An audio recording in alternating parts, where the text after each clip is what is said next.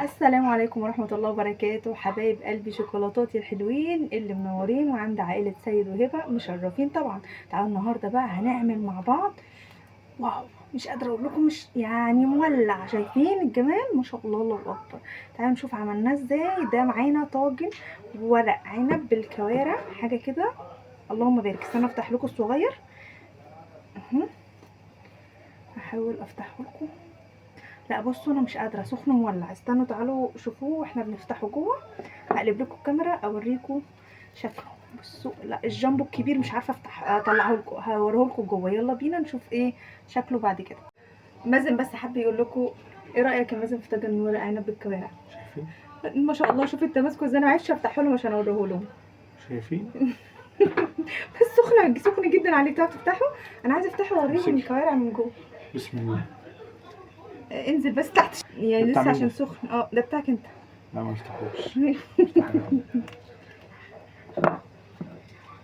مش هتعرف معرفش ايه.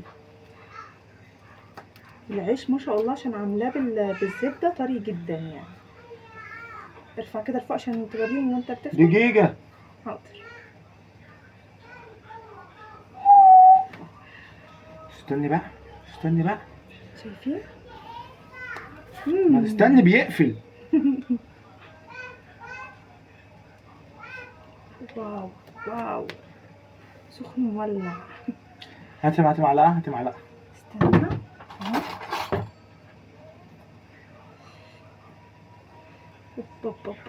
شايفين؟ اللهم بارك. ارجع انت لورا عشان تبان انت. ما شاء الله. شايفين؟ عايزين بقى تعرفوا الطريقه؟ يلا بسرعه على اليوتيوب، تعالوا بسرعه على قناه عائله سيد وهبه، هتشوفوا الطريقه بالتفاصيل بكل حاجه هتعرفوها. متنسوش ايه يا مازن؟ متنسوش ايه؟ ارجع لورا عشان تسمعوك. طيب ايه رايك؟ العيش لوحده يا جماعه وهم انا عيالي بيحبوا العيش ده جدا. يلا بينا. شايفينها ما شاء الله، الله اكبر، دايبه ازاي يعني. بصوا حتى يعني بتطلع بالمعلقه، مش محتاجه اي حاجه. اللهم بارك اللهم بارك. كانت زبده. تعالوا بقى نشوف عملناها ازاي ونشوف مقاديرنا مع بعض. معايا هنا فردة كوارع او فردة كارع زي ما بتقولوها. بجيبها من الجزار. اهم حاجه بتقولي للجزار عايزه فردة كوارع تكون اماميه مش خلفيه، وكمان تكون يعني ذبيحه صغيره، ما تبقاش الذبيحه كبيره عشان ما تاخدش معاكي سوا جامد قوي. طبعا هنا زي ما انتم شايفين الكوارع كان لسه فيها، انا بوريكم ان هي كان لسه فيها يعني سوري دم او فيها حاجات زي كده لسه ما اتغسلتش. فطبعا ده بعد ما غسلتها ونقعتها في ميه وخل وليمون وملح وكل حاجه ونضفتها وبعد كده شطفتها، ده كان منظرها. معايا هنا طبعا حله الميه كده، بسيب يعني ربعها من غير ميه عشان لما احط فيها الكوارع يا دوبك الميه لسه هتغلي ببتدي احط فيها الكوارع، ما بسيبهاش الميه انها تغلي. لقيت الميه خلاص قربت على الغليان، فبروح حاطه فيها الكوارع زي ما انتوا شايفين كده. اول ما بتتحط بتبتدي الكوارع تغمق سنه، بس زي ما انتوا شايفين كده انا الكوارع انا ما شلتش فيها حاجه، لانه اللهم بارك الجزار اللي انا بجيب منه بيدهاني ما شاء الله ما شاء الله تتاكل نيه من كتر زي ما انتوا شايفين قد ايه بيبقى شكلها نضيف جدا جدا جدا. ببتدي كده اول ما يبدا الميه بتاعتي تطلع كده الريم بتاع الشوربه، ببتدي ان انا اطلعه بالشكل ده لحد ما اتخلص من كل الريم اللي هيطلع. يعني ما تاخديش اول طبقه وتقولي خلصت، لا بيفضل يطلع في ريم كل شويه، كل شويه تطلعي منه الريم بتاعه.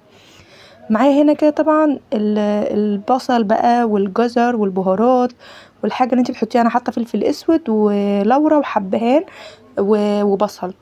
وبعد كده هحط الطماطم بس مش دلوقتي، يعني شويه بسيبه يغلي شويه بعد كده بحط الطماطم. معايا هنا بقى ورق العنب بتاعي. طبعا انتوا عارفين مفيش ورق عنب في السوق، فجبته مفرز بالشكل ده زي ما انتوا شايفينه اللي هو مونتانا. ده للاسف لقيته في السوق، ما لقيتش نوع تاني فقلت يلا ما علينا. يا دوبك الميه زي ما انتوا شفتوا كده انها غليت يعني سلقتها يعني ونزلتها وطلعت ورق العنب. ما بسلقش ورق العنب اللي هو المفرز ده قوي. طبعا هنا انا كنت بعمل التسبيكه. بصله يا دوبك شوحتها ونزلت بالطماطم، وبعد كده هنزل بالبهارات والرز والخضره بتوعي. عايزين طبعا تفاصيل المحشي كامله هتلاقوها على قناتي، انا عملته معاكم قبل كده مرتين تقريبا. البهارات بتاعتي في المحشي انا كل حكايه بحط ملح، كمون، وبهارات محشي بجيبها من عند العطار، وكزبره وفلفل اسود حاجه بسيطه. تفاصيل المحشي كلها هتلاقوها على قناتي في فيديو لوحده. الكوارع يا جماعه بعد ما بتغلي معايا وبشيل منها الريم بوطي عليها خالص، وبعد كده في النص بحط زي ما انتوا شايفين طماطم وجزر، وبعد كده بحط السكر والملح بتاعي وبسيبها على نار هاديه تقريبا ساعه ونص تستوي براحتها خالص. وما تستكتريش الوقت لان ده هيخليكي ما تزوديش ميه والشوربه معاكي مظبوطه ما شاء الله. هنا بقى كده خلاص كانت الكوارع بتاعتي خلاص استوت، فهبتدي بقى كده اعمل لها طشه زي طشه الملوخيه بالظبط. فصين توم وشويه صغيرين خالص من الكزبره، ومعاهم انا حاطه زبده على زيت، حابه تحطي سمنه تمام، حابه اللي انت عايزاه حطيه. بعد كده يدوبك الطشه بتاعتي خلاص زي ما انتوا شايفين بالشكل ده، هنزل عليها على الشرب. حابه بقى تاكلي الكوارع على الحال دوت جنب شويه فته، شويه كوارع هيستاهلوا بقكم. معايا هنا كده بقى انا بعمل العيش اللي انتوا شفتوه بقى، طبعا ان انا بغطي بيه طاجن الكوارع.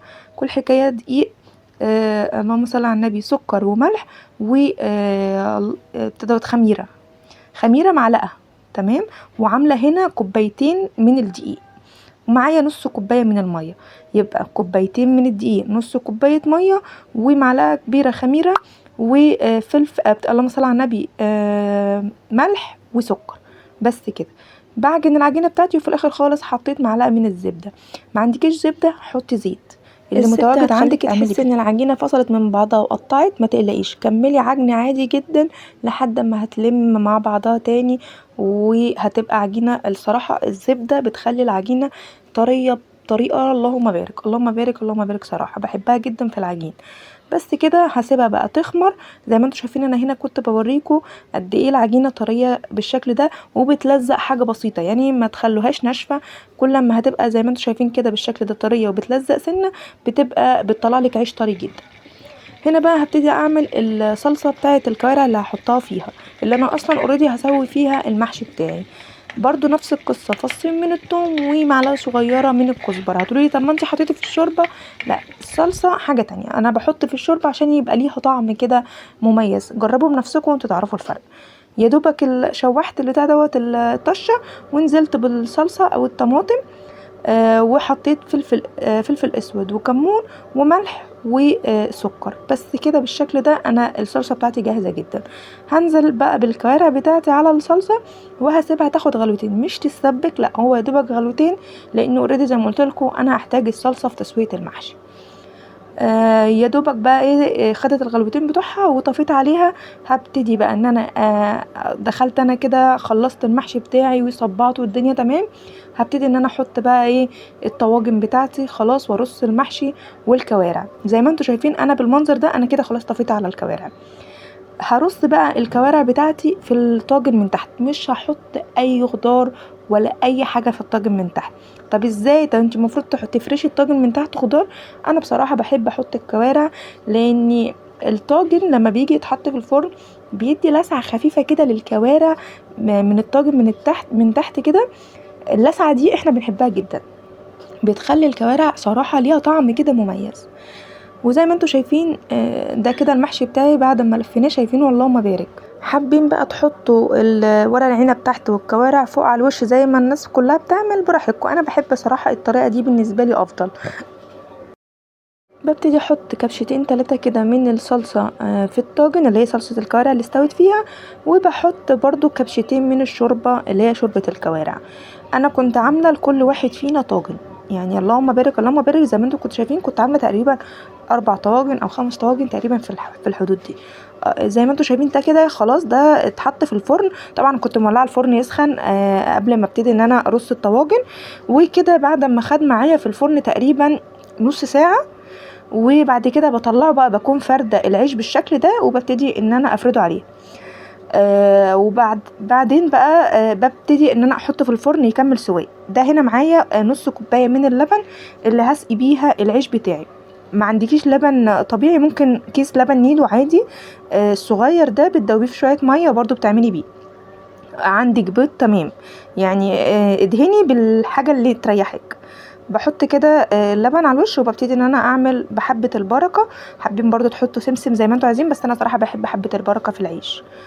وبعد كده بدخلها الفرن بقى بتكمل سواها، وفي نفس الوقت العيش ده ايه بيستوي معاها. العيش ده بقى بياخد من الصوص اللي على الوش بتاع المحشي في العيش نفسه بيخلي طعم العيش. انا مش عايزه اقول لكم قد ما انتوا جربوا بنفسكم وهتعرفوا قد ايه طعامه الطواجن دي يا جماعه، اللهم بارك، تحفه.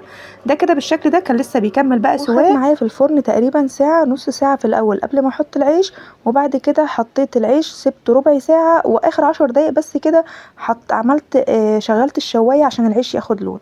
ودي كده كانت وصفتنا، يا رب تكون عجبتكم. ما تنسوش اللايك والشير والسبسكرايب وفعلوا زر الجرس عشان يوصلكوا كل جديد.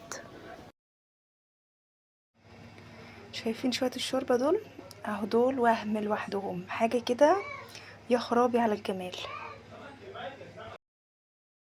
زي ما انتوا شايفين العيش واخد ومتشرب من الطاجن ومن ورق العنب بالشكل ده. اللقمه دي بقى يا جماعه اللهم بارك بقى، اعملوا العيش بالمحشي كده بالكوارع بالمنظر ده، هتدوقوا احلى لقمه يعني. اللي ما بتحبوش الكوارع انت فايتكم في الطاجن ده كتير. اسيبكم بقى في رعايه الله، واستودعكم الله الذي لا تضيع ودائعه، وصلوا على الحبيب المصطفى.